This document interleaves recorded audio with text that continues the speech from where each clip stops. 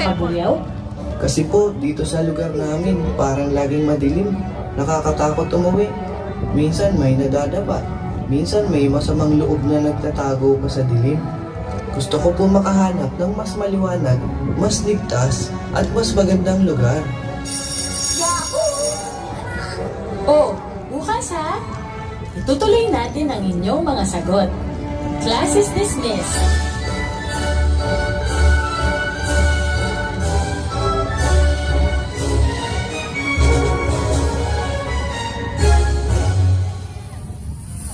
Totoy, anak, kumain ka muna.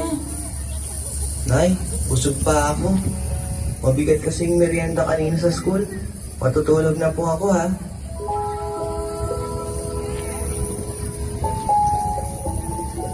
OFW? Tama ba yung pinili ko? Sana may mas magandang daan pa para sa amin. At nakatulog si Totoy habang nagmumuni-muni ng kanyang mga sinabi sa klase. Siya ay nag-umpisang managinip ng mas maliwanag at mas maalwang kabulyaw.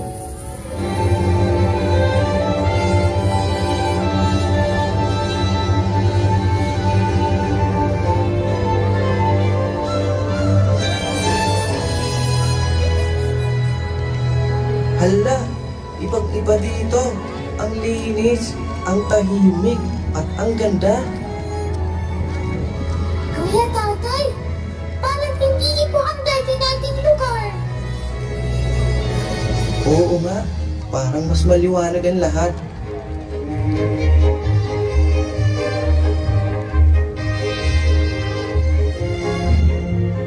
Oh, tingnan ninyo, ang mga poste ng ilaw.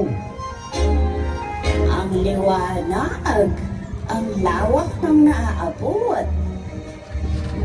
Ibang-iba kapag may sapat na ilaw. Kita mo ang daan. Kita mo ang tao.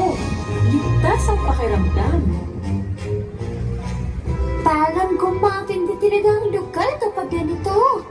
Hindi ka kabado umuwi kahit gabi. Kapag maliwanag yung paligid, parang mas nagiging buhay ang bayan. Tama, maliwanag ang daan, maliwanag ang kinabukasan.